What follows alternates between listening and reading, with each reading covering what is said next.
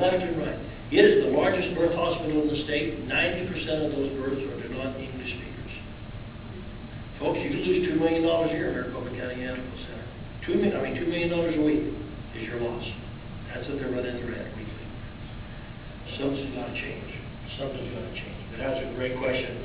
One real quick thing too. You know that 3 times Congress, Indians, do we have any doubt where the Indians are born? I mean, we call them a sovereign nation, but they're born within the boundaries of the United States of America, right?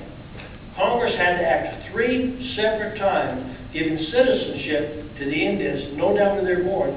So clearly it takes a congressional act to do that, and because we didn't have jurisdiction over them, according to some debate, because they're on their sovereign nation, so-called. So Congress had to act, and twice in the late 1800s, once in the early 1900s. Representative Pearce, we're on board with the fact that the 14th Amendment has been incorrectly interpreted. What does it take to get that reversed? I mean, does it have to be brought up as in court and then have a judicial review? Just takes an act by Congress. Congress could do it tomorrow. In fact, it's been put in 2 or 3 bills that have failed. We do have some people that care about it.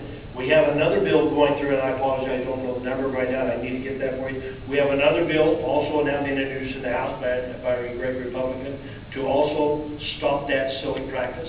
I mean, it just takes an act by Congress. It just takes the signature by the President. It has changed. Do you think it'll make it retroactive to 19? Actually, if it changed, we should just stop doing it. We won't do that without the Congress. That's a bit more difficult. Could you?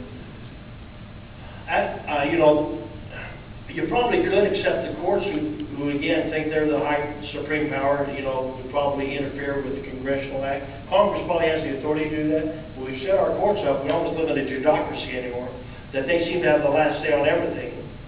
It was never intended to be that way. In fact, we've got a couple of presidents that understood that very clearly. Andrew Jackson, one of them, when they made a bad decision, he said, you have no army, you have no police, you've made a decision, enforce it.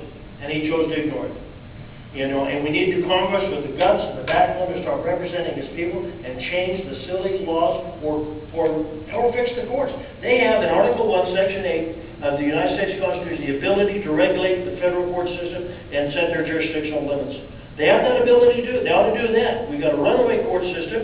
It's about time to rate it as our founders intended, that they were always intended to be the weakest vessel of the 3 branches, have will but no power.